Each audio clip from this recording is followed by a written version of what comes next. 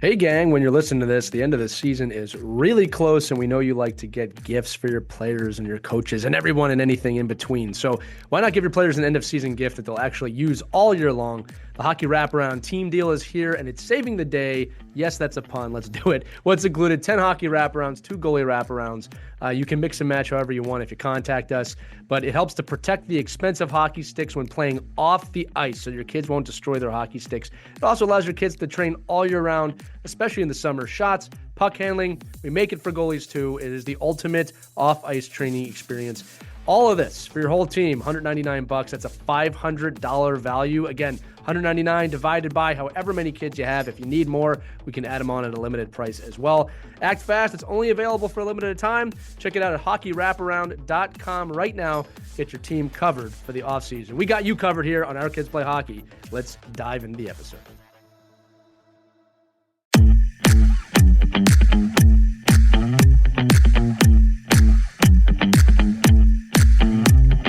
Hello, hockey friends and families around the world, and welcome back to another edition of Our Kids Play Hockey. It's Lee Elias with Christie Burns and Mike Benelli today. The A team is here, the double A, the triple A, Tier 1 podcast team, Elite Showcase. You do the rest. You know, when you're listening to this, it's towards the end of the season when we're recording this, I should say. And soon enough, your team will be giving out your team awards to all the players.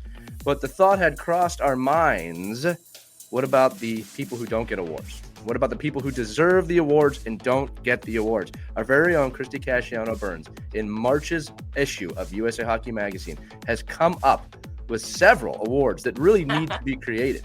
We're going to discuss these today. We're going to review them today. We're going to come up with some more of our own today, Christie. But why don't you take it away and tell the people why you did this? And obviously make sure you check out, if you're in the United States, the March issue of the USA Hockey Magazine. Well, I was kicking around some ideas with the editor of the magazine. We're trying to think, well, what's going on in March? At March, the end of the season is in sight. And usually it's award season where your kids get awards, MVP, best defenseman, best forward.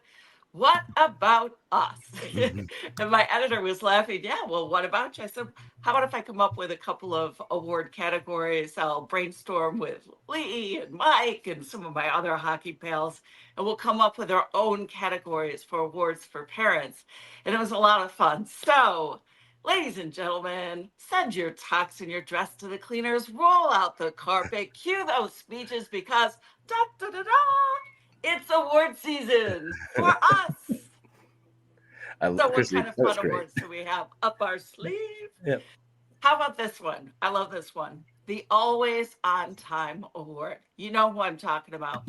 Practice, game, extracurricular functions. You're always there right when you're supposed to be. Heck, sometimes you even go to pick up a few of the teammates on the way. The rest of the team jokes, you must live at the rink because no one has managed to beat you there. No one can ever be certain that they've actually seen you leave. And doesn't even matter what the weather is. You're always on time. Weather never throws you off. In fact, the weather gives an alert when you're coming. Congratulations. Chuck Norris fact there. If you checked a few of those boxes, you are the Always On Time Award winner. There's always one, right? What's funny is when their kid is usually the last out of the locker room after they get there on time, no matter what. But yeah, look, there should be an award for being punctual the entire season, right? There could probably be an award, like a funny award, for the person who's always late as well. But yeah, right. The person who's there on time all the time, that person, that family deserves an award. I don't disagree with that. I mean, it shouldn't be hard to do. Right. But I'd say to do it every practice game and situation, that's probably impressive. Rarer than you think. Yeah. Mike?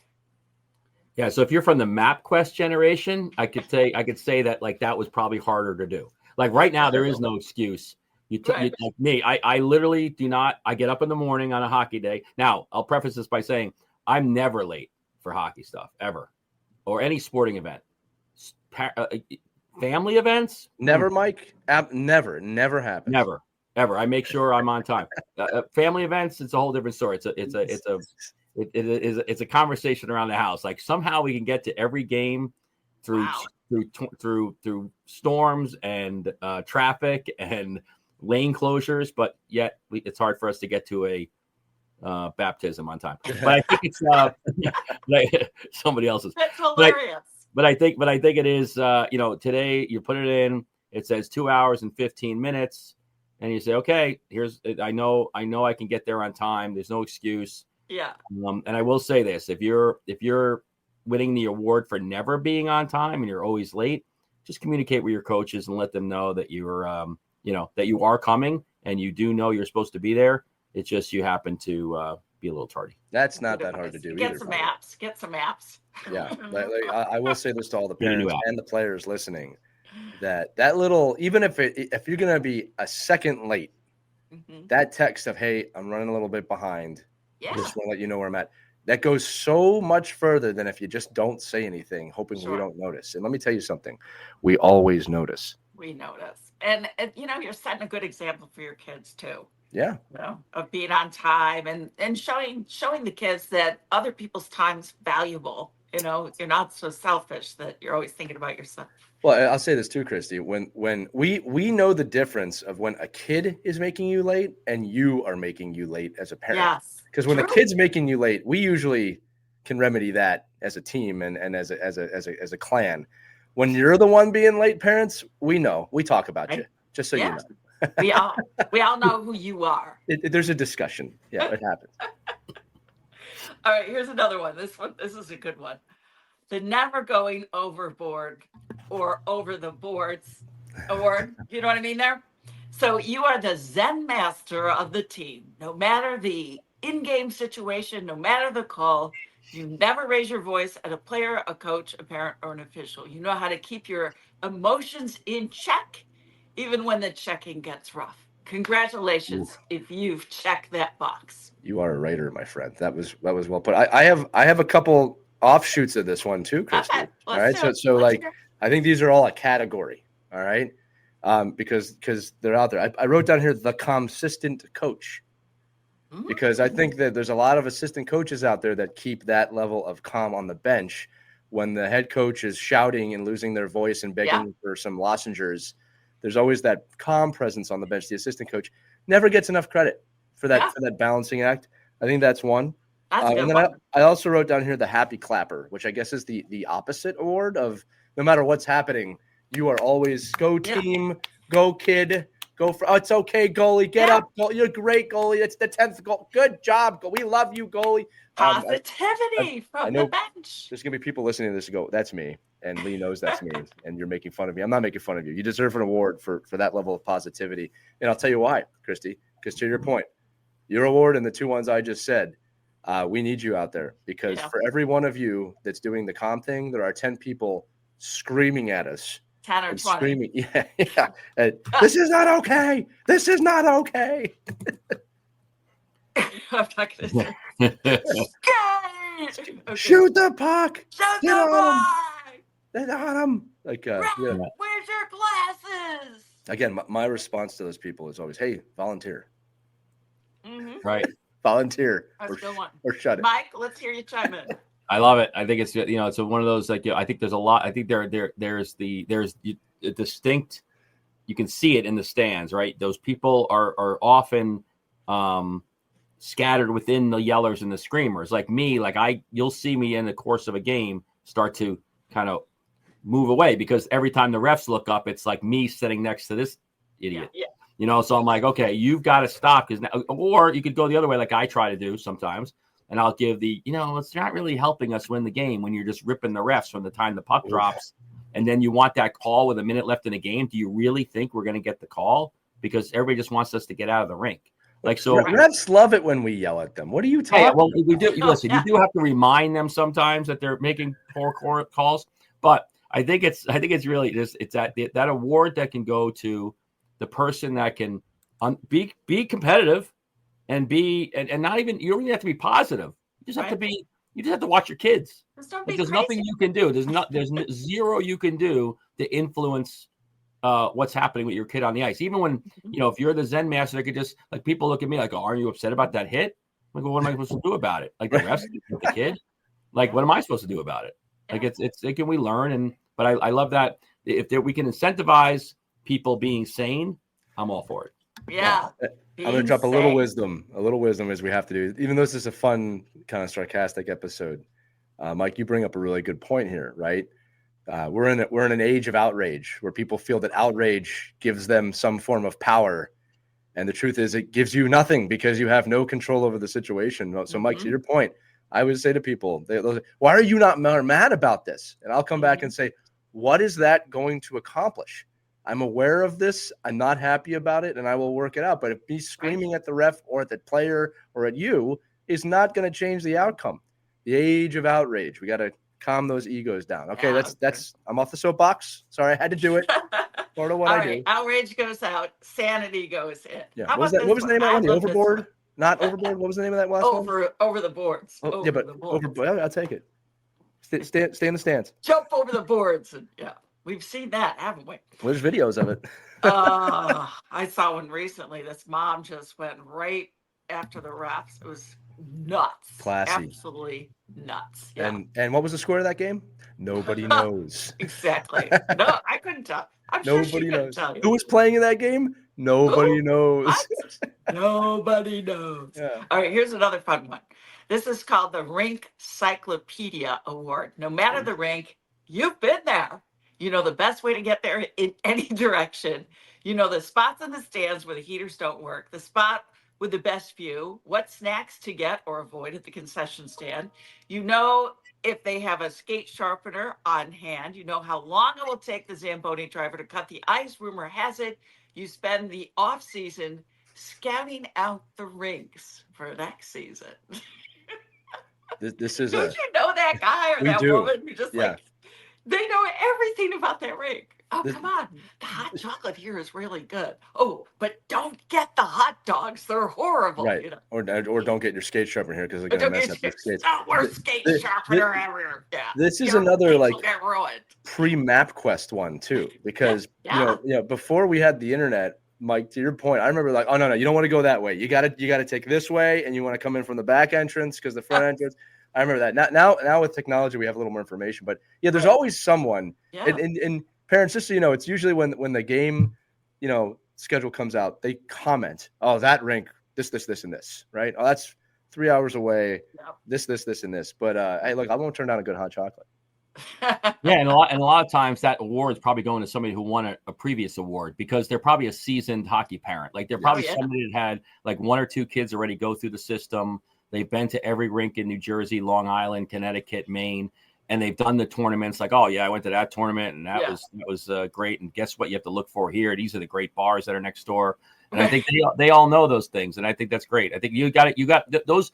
It is invaluable though to know. Yeah. Like, oh, by the way, when you get there, this is a cold rink. Like just like not every rink is cold. It's a barn. No, it's a literal barn. Yeah. But just be aware that you need to prepare your kids for this scenario. I love that. Bring your quarters because you gotta feed the meter at that. And these must be the people that are starting the websites that like the best snack bars in hockey.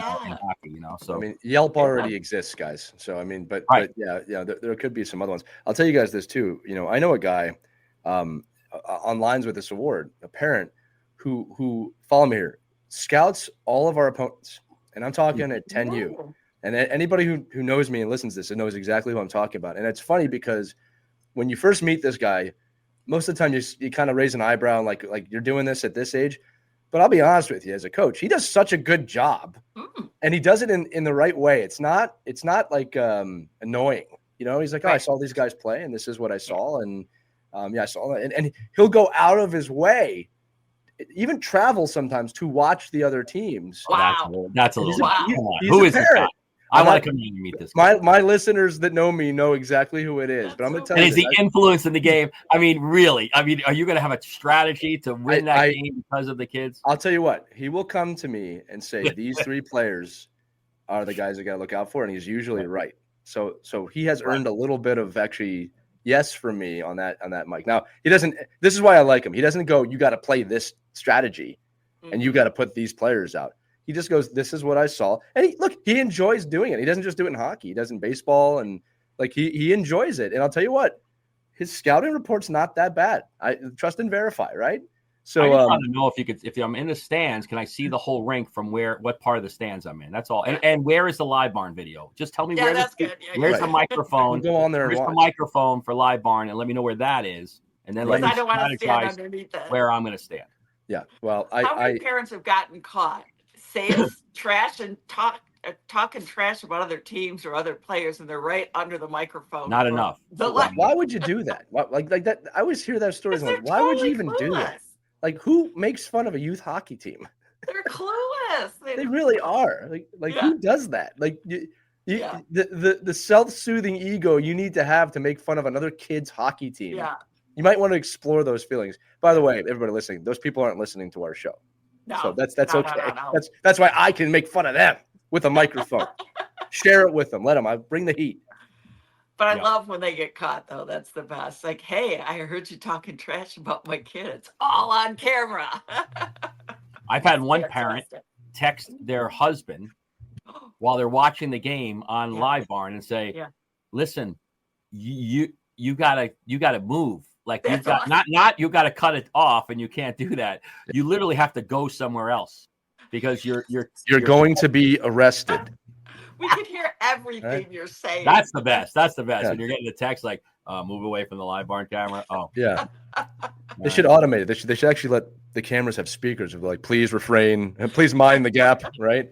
Please watch the doors You were in a 10-foot radius of our microphone. You have now, like, maybe just draw a yellow line in the rink somewhere. Yeah. We have deemed your language as inappropriate. Please remove yourself from the stand. It's got to be a polite voice. I should do that. Right. Stand clear to the closing doors, please. Are being recorded. Right. Yes. It's funny. Okay, we've got another one here. It's called, I think you guys are going to like this one because everybody knows somebody like this too. And I love this person. The Go-Go Gadget Gear Award. A kid forgets a glove, an elbow pad, a sock. You've got one, maybe three. A screw flies off the helmet. You've got a helmet repair kit. You're able to place a skate blade before the player can even miss a shift. You may be running an underground pro shop out of the trunk of your car, but we're glad you're on our team. Congratulations, Go-Go Gadget Gear Award. What you need, man? What you need? You need straps for your helmet? I got those straps, man. What you need? I would win this award. I have my. Mike's on time and prepared. But I can't. Do you still win the award? Do you still win the? I got all these. So do you still win the award if it's always your kid that needs the stuff? But helmet screws. That would be anybody. Extra tape, laces, stick. Blister repair kit. Anything, earpieces for the helmets when the kids take them out and they lose them, all the straps and all the chin guards and extra mouth guards and like anything, eye black, so when you were with me, if you go to a rink, you are pure hockey. You don't need to go to a pure hockey. Mike is pure hockey. We might have to rename this show like the Mike Benelli Memorial Award or something. Let me tell you something right now. I'm telling you right now. You go with me. And back in the day, it was like I'd have the skate sharpener with me and have it. Wow. Now we get smarter. Now I convince these parents to make sure the kids have multiple sets of steel, and then they never have to worry about having. Mike, you're an enabler. You're a massive enabler for your team. Well, I will say it depends on who the kid is, but sometimes you just can't find the extra shin guard. You're like, okay, nope, can't play. Sorry, buddy. Put some socks in there. Look, I do. Loved you. If you don't have extra pair of socks and a blood jersey, you gotta have blood jersey. Blood jersey. You gotta have extra pair of socks. Yep. You gotta have an extra set of breezers covers. You have to make sure you do, Christie. You have to have an extra set of gloves, usually a size like 13-inch gloves. Usually fit anything from a mite to a midget. You're in good shape. We used to have blood jerseys. You got to have this stuff. Wow. See, I would have loved you on our team because I was that parent that usually needed something, whether it be an extra glove, Sophia forgets her socks, hold on, Garrett. Christie, I got another offshoot of this one too. Yeah. That I wrote down. What do you got? I called this one the Pro Shop Award. This is usually awarded to a parent in mite or squirt. I think as you get older, it doesn't happen. But I wrote down, you've replaced every piece of gear that your kid forgot this season and got a brand new set of gear. So at some point they forgot literally one piece of equipment every game. Yeah. And you've done it. You got new skates, new shins, new pants, new elbows, new chest protector, new helmet because your kid forgot them. I hope you punish them and make sure that they understand, or at least change the allowance to make sure they pay it back. But I know a lot of kids who have reset a lot of gear in one season just by forgetting stuff. Oh, yeah. Now I'm a believer is you forget it, you either don't play or you better find a replacement because I'm not buying it for you. Right. Right. Yeah, that's a good rule. Good it rule. is. But there are the parents that go, oh, you forgot your skates. Let's go buy a new pair of skates. And there's a difference. There's a difference between forgetting a piece of equipment. There's a difference between forgetting a piece of equipment and having something break in game. Oh, big difference. Yeah. So if if a chin strap breaks, you want to be able to repair it.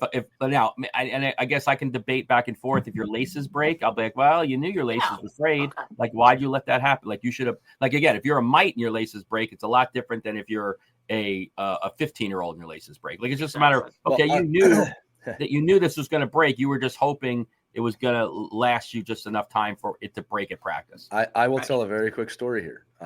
I will not say any names. There's a player that I know that is extremely close to me. That's the only hint I'm going to give. And we had told this player, do not flex your stick like that before the game. Like, lean into it. And we're at the rink, and I hear a snap. Oh, yeah. Yes. And this player's looking at my eyes with the shaft and the other side of the stick in both hands, like, what do I do? And he goes, the pro shop. I said, guess what? We're not going to the pro shop. Yeah. You will figure it out. And the kid's young enough. There's not a lot of backup sticks. Yeah. So he and another one of his teammates traded sticks off every shift. Wow. And I will say, too, that this player, if you guys figure out who it is, has been working very hard at this year to be better at it. But there was a lesson learned that day of like, no, I'm not just going to go buy a new $200 stick because you were a schmuck and decided to check a flex out, which everyone's telling you not to do. And you learned your lesson. And he did earn a new stick later on. Not that day, obviously. No, right. We made it work. He'll probably never do that again. Never again. Yeah. Or he will, and he'll learn. We'll do the same thing. Yeah.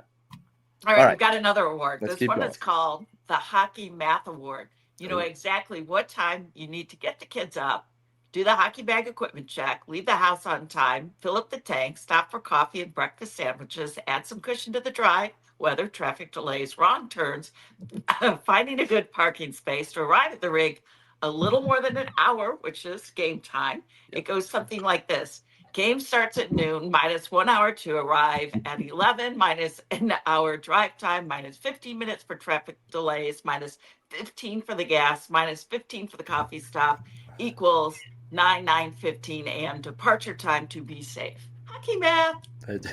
Sounds like calculus, Christie. It's funny is that it's a bit of calculus. I think I'm a candidate for this one, but this is what's funny about it with me is that I do math a very weird way, and my friends are laughing right now that know me. But let's hear it. But and I can't. They call it Lee math because I don't use actual math. I just am able to come to a correct answer using these really weird scenarios in my head. But you gotta share it. Well, it depends on the situation. I'll give you one. All right. So here's the thing. I rarely ever arrive late. Okay. So the way it goes is that let's just say we need to be there an hour before the game. Okay. My calculus is what is the latest minute I can leave in the shortest amount of time to get there at the time I want to be there. Right. So a rational person would just say, well, I'll leave early and we won't have that problem. I don't do that. I go, if I leave at 9:52, right. The GPS says this will take 37 minutes. Okay. And then if I want to get a coffee, that's another 15 minutes that I got to add on. If I don't do the coffee at the house, if I do the coffee at the house, that reduces that down to 5 minutes. And then do I need the travel mug? Where's my kid at? Did we put the bag in the night before? Because I don't want to deal with the extra 4 minutes, 35 seconds it's going to take him to figure out that he doesn't have something in his bag. And that could be extended to 15 to 16 minutes, depending on what that piece of equipment is. I don't know where your inhaler is. That's your responsibility. That's another 35 minutes if he doesn't know where it is. So we're just going to pack everything the night before, and we're going to leave at 9:32. I'm going to make the coffee at the house. We'll arrive at the rink exactly on time, if not a few minutes early, and everybody wins. That's what my brain sounds like. Now, again, normal person would just be, yeah, we'll wake up an hour early. We'll do everything then. It'll be great. That's like my wife. She's great at that. Not me. No, I want to leave at the last minute I can possibly leave to get there at the time I want to get there. All right, congratulations. You win the award. No. I win the award. The Mike Bonelli Leadership Award. So right here, this is my. You can't see it. This is me. Right. This is just a day. All right. 9:30 up, and this is the broadcast to my son and the kids were driving. 9:30 up for breakfast. 10 a.m. leave rink after pickup. 10:15 a.m. arrive at rink for trip. 1 p.m. arrive at game in, I'll say where the rink is. 3 p.m. depart from game. 6:10 p.m. drop off. 8:10 p.m. Drop off and home. You're an enabler, Mike. No, I'm just kidding. That's a good. I have schedule. to get somewhere because I need to know that they know where I'm going. I do the same why thing. I'm going there. So you text this to them? Everybody gets this. Goes to my little text chat. Okay. Yeah. And it could be different kids each week, depending on who we're picking up and driving and who's going. It could be just one kid, my son. Okay. And I'm like, here's what you're getting, because we don't talk. Like I kind of have a conversation. Right. So it's like I have to text it to him and say this, or Snapchat it to him, or whatever I've got to do. Here is your schedule for tomorrow. And then, Lee, to your point, it's okay. Now, as part of all of that, the bag being packed, the lunch being set up, the clothes being laid out, the suit being prepared, the sticks being pre-taped, the blades being sharpened. All that stuff's in the other list. But I mean, that's the checklist, right? Okay. Well, Mike, I will say this: when I'm a coach, especially a head coach, I'm very particular about times with my teams, and I do hold them accountable to. I'm gonna baby feed you the schedule, and I don't mind doing that because I think it does help a lot of people. But when it's in my house, it's a calmed chaos in my mind. Now, listen, you think you won this award? You think you won the award? This is just you left no time for coffee. Now, I'm not giving this award to someone who doesn't leave time for coffee. That's just ridiculous. I got the Dunkin' Donut app. I do, you know, and it's free, you know, because I already have money on the app. So when I get my coffee at Dunkin' Donuts, it's basically free.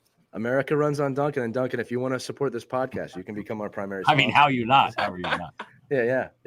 That's what people listen to this in their cars. Okay, right. so I'll take a run up to Lee because I think he allows a lot more work from his own. You know. No, I'm a schmuck with this. I'm not. I don't like the way I do it. I should just get up early and be smart about it, like you are. So listen. I like it only because at the end. And again, this is all from me. It has nothing to do with the kids. I don't want to ruin your undefeated streak on this episode, Mike. You can have this one too. This is me. This calms me down. Like because most of the time we don't meet any of these goals. It's me screaming and yelling that. Did anybody not read the agenda? Read the agenda. I put together an itinerary. What the hell am I doing? So yes. So no, but I do win it in my own mind. Mike, you are sweeping the awards. I told you. This is the Mike Benelli Awards. Thank you. It's like stay up here at the podium because you're winning every single one. I'm just going to wait right here to the right. We won't pull you off stage. The music's playing, Mike. Your acceptance speech. My God. Go ahead, Christie. What's next? My next award, go, please. Yeah, what's Mike's next award? All right. So your next award, we've got the Yelp Reviewer Award. This is one that Lee came up with. So you always know the best restaurant, breakfast, lunch, dinner, or highway snacks, no matter what town or what state you're in. Nothing less than 5-star eating for your team. Yeah, and smart food too, right? There's nothing worse. Like I said, there's an antithesis to this award of there's a pizza place nearby. We got a game in about 3 hours. Like, what are you doing, man? Yeah. What are you doing? Like, go find the place that has the right food for the pregame. Exactly. I think this is an important one because I'll tell you what, even when you don't have a game, I want to go to a nice, assuming we can do it. I want to go to a nice place where at least we can chat as a team. Like sometimes people go and there's just loud music and the TVs are blaring. It's not really what I want after coaching your kid. Right. Yeah. I'd like to go to a nice place we could sit down, maybe have a beverage. But yeah, you got to know those at the area of where you're at. And look, again, pre-MapQuest, man, good luck. Pre-Google Maps, good luck. You're going to end up probably at a fast food joint that you just know. But thank God for Google Maps where it's like restaurants, 5 stars, what's nearby, what kind of food do you want?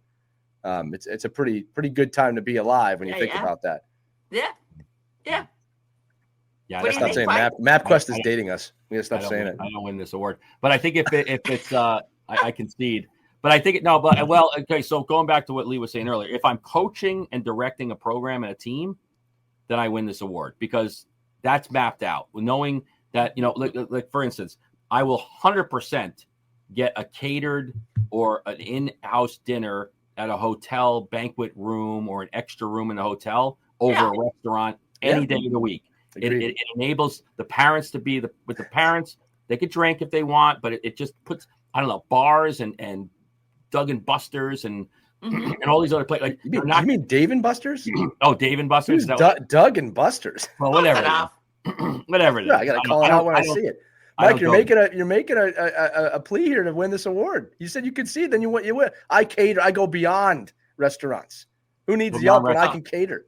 Because what? Well, just because these restaurants can't. I mean, it's a nightmare sometimes. Like it's like sometimes if you don't prepare for the kind of stuff, like sometimes you go and the parents like, hey, let's go order by number of the kid. Okay, great. Or somebody said, hey, why don't we just split the bill? The splitting the bill piece is like to me.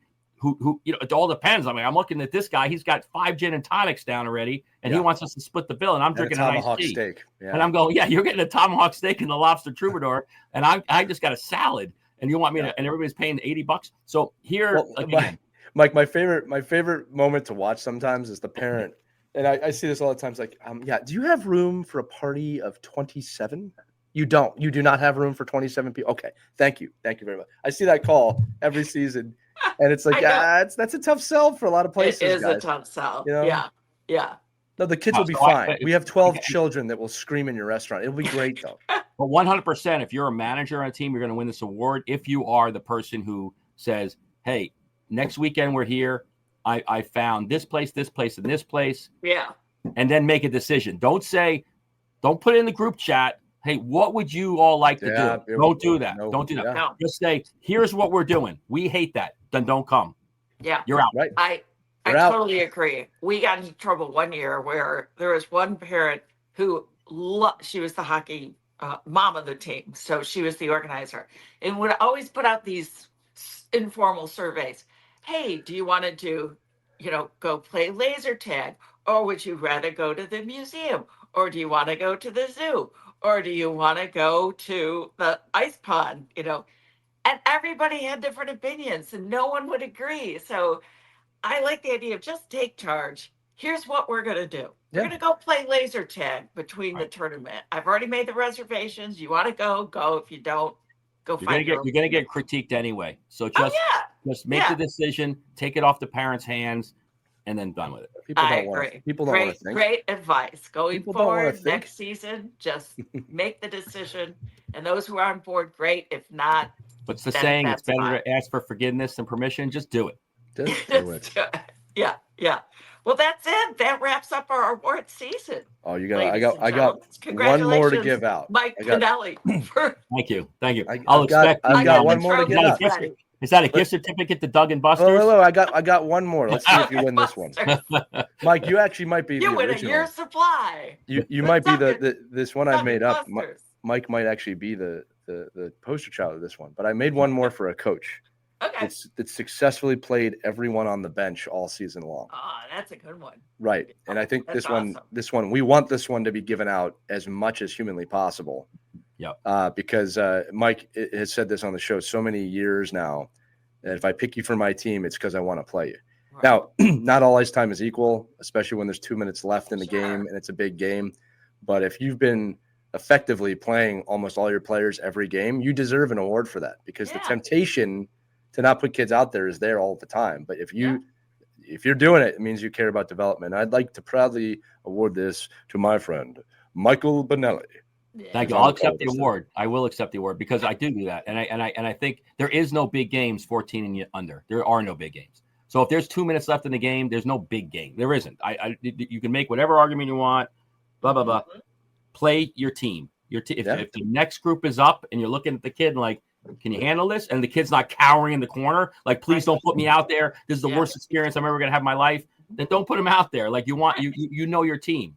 But if the kid wants to be out there and you just know they're not good enough, you're like, well, you're up, buddy. Let's go. And then you hopefully you've built something with the team that understands that it's important for that player to be on the ice. Now, at 17 and 18, listen, I get it. And this is when we go back to all of our episodes. There are roles. Kids aren't all equal.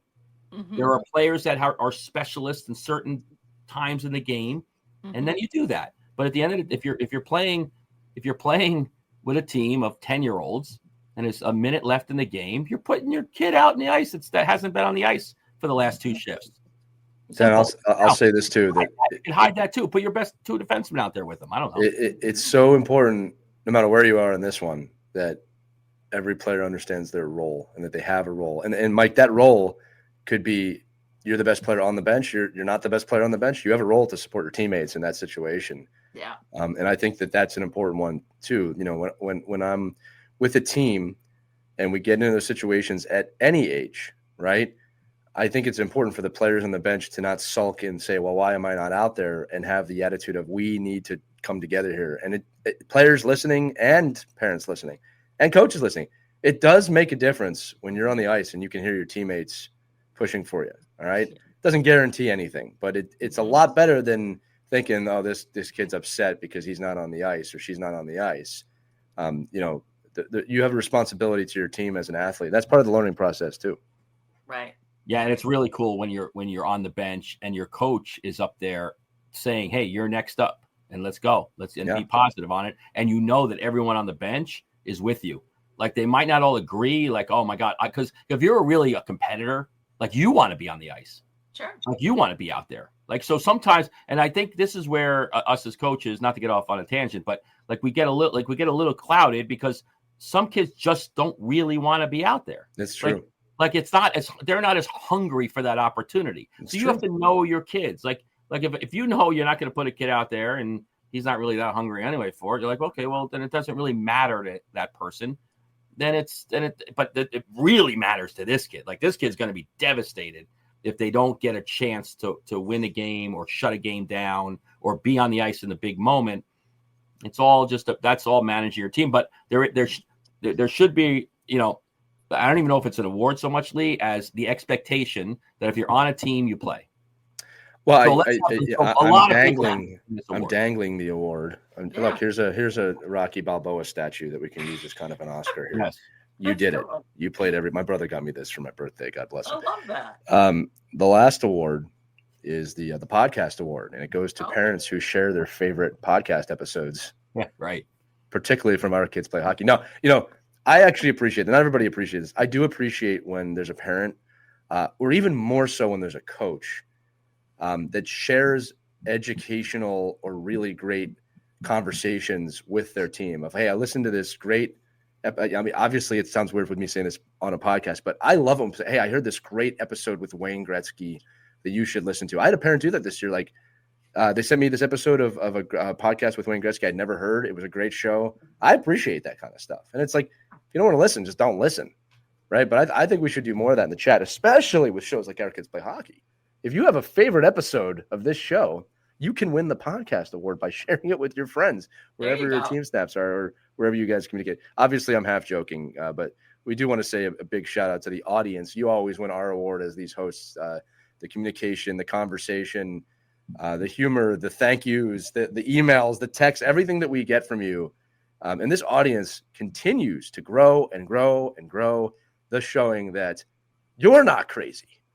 The hockey world is crazy, right? And I'm just so proud that the three of us and all the listeners, that I feel like that we'll call it the sane hockey parent has a voice here, right?